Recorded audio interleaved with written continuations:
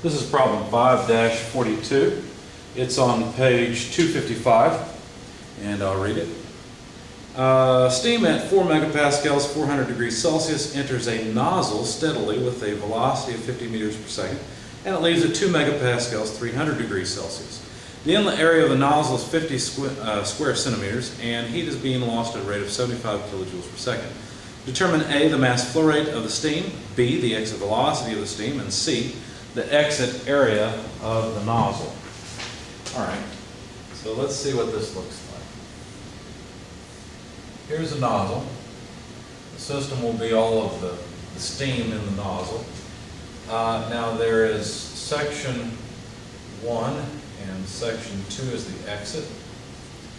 The pressure coming in, state 1, 4 megapascals, temperature 400 degrees Celsius, and velocity of flow is given as 60 meters per second. The inlet area was given as 50 centimeters squared.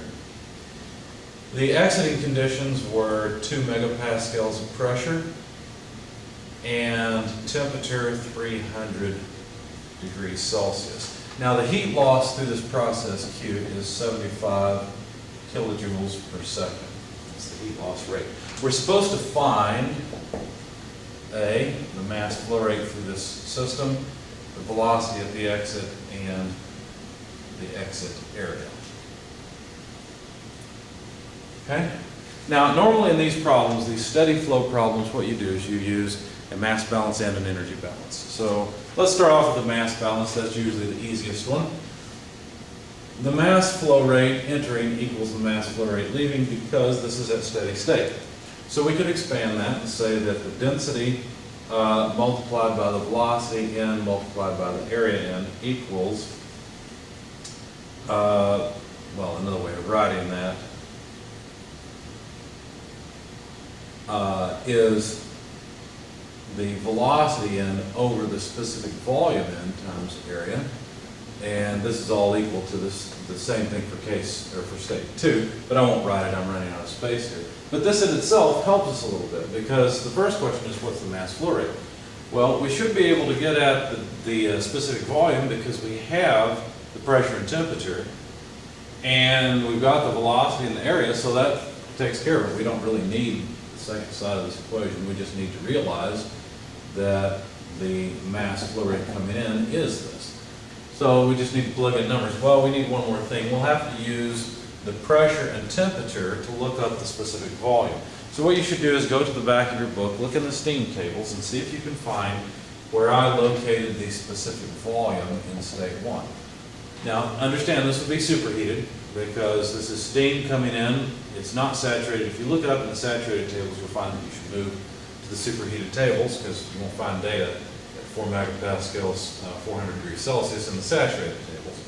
So anyway, you'll find that the specific volume is 0.07343, and those are units of cubic meters per kilogram. Okay, so now we can calculate the mass flow rate. It's the same at the entrance as it is at the exit, so it's just the mass flow rate. We can calculate it either place, wherever we have data. There's enough data at the entrance, so we'll do it there. So 60 meters per second. The specific volume, 0.07343 cubic meters per kilogram. And then the area, 50 centimeters squared. You realize we'll have a units mismatch because of the centimeters. There's an easy way to take care of that. There's 1 meter per 100 centimeters, and if we just square it, then the square centimeters go away. Okay, so what will we have left? We've got meters squared meters, that's meters cubed, which we'll cross off, and we'll just have kilograms per second, which is what we wanted. I won't write down the answer here, I'm going to write it over here, but just plug in those numbers into your calculator. I come up with 4.086 kilograms per second as the mass flow rate. Yeah, we haven't really used the mass balance per se, we've just used the relationship between volume of flow, density, area, and mass flow rate. So that takes care of the first question. Okay, the next question is, what's the velocity at the exit? Pardon me. Well, we may be tempted to try to actually use the mass balance in this case, but the problem is we don't have the exit area. We'd have to have the exit area. I wrote it earlier, density, let's write it this way. The velocity in area n over the specific volume n equals velocity at exit, area at exit, specific volume at exit. And while we should be able to find the specific volume at the exit because we have the pressure and temperature, so that's not a problem. We have the velocity coming in, specific volume coming in, and area coming in. Notice we can only get this product. We don't know the velocity at the exit and we don't know the area. So the mass balance doesn't help us. Let's save it for now because we'll use it in a minute to solve the last part. So let's try the energy balance instead. Now, in the energy balance, you've got to think about the system in terms of energy. What forms of energy come in? Well, there's kinetic energy because of the velocity of flow. It makes you think of kinetic. There's thermal energy because it has some temperature above absolute zero.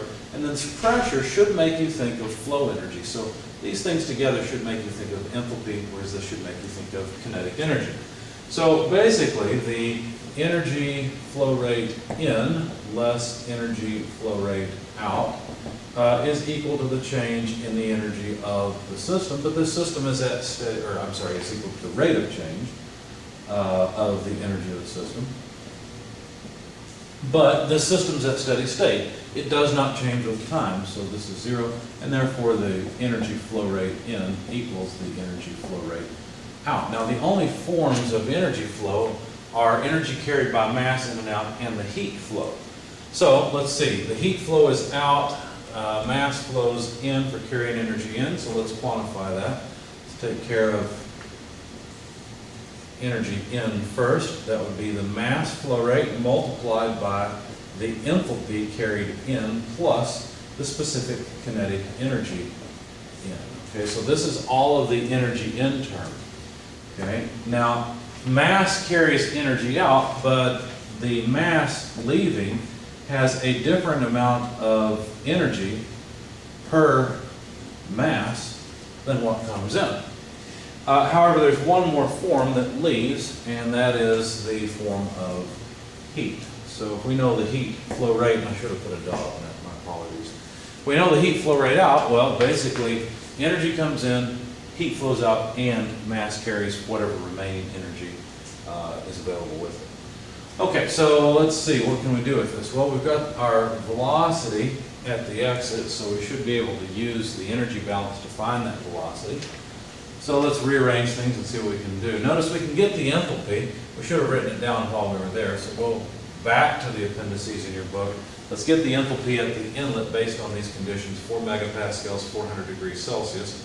If you do that, it's 3214.5 kilojoules per kilogram. And notice we will need the enthalpy at the exit, so we can take the temperature and pressure at the exit and look up the enthalpy at the exit. This is also in the superheated table. Make sure you see where I got this number, but it comes out to 3024.2 kilojoules per kilogram. So that takes care of the enthalpy in, enthalpy out. We have the velocity of flow in. We've got the mass flow rate, so let's see, we've also got the heat loss. So we should be able to solve for the velocity at the exit. When you do that, it looks like this. You have a 2 times enthalpy change from inlet to exit plus the specific kinetic energy minus Q dot over M dot. Okay, now the 2 multiplies all of this because it came from this right here, this denominator of the kinetic energy at the exit. Okay, now plug in all the numbers and what do you find? Well, let's not move quite so fast. Let's look at the units first. The enthalpies have units of kilojoules per kilogram. They are specific enthalpies. The units of the heat transfer per mass, what would that be? Well, a kilojoule per second divided by a kilogram per second, the seconds would go away, you'd have kilojoules per kilogram. So those are consistent. The problem is that the units of the velocity squared for kinetic energy would be meters squared per second squared. So we can't just add these up as they are. That won't work. What we have to do instead is convert either this or these so we get consistent units. Now, if you had a speedometer and it was measured in square root of kilojoules per kilogram, you wouldn't have a good feel for that at all. Meters per second, maybe not as much, but better than square root of kilojoules per kilogram. So what I would like to do is convert these to meters squared per second squared. So look in the back of your book, you'll find a conversion table, and it has a conversion for kilojoules per kilogram to meters squared per second squared. It turns out that 1 kilojoule per kilogram is 1,000 meters squared per second squared. So, all that being said, to get the number I'm about to write down for the velocity at the exit, you have to use H2, you have to use H1, you have to use Q dot, you have to use M dot, all that goes in here. You have to use the velocity coming in, but you have to convert H1, H2, Q dot over M dot into meters squared per second squared. Okay, so make sure you can do that. Here's the number you should get. The velocity comes out to about 589.48 meters per second. Okay? So there's the velocity, we get it from the energy balance. Okay, now we've got the velocity at the exit. And now we can ask the question, what's the exit area? What's A2? Well, if you rearrange and solve for this, let's see, we can recognize that this is just the mass flow rate. That's all it is. And so solving for the area at 2, we'd have m dot specific volume at exit divided by velocity at exit. Okay?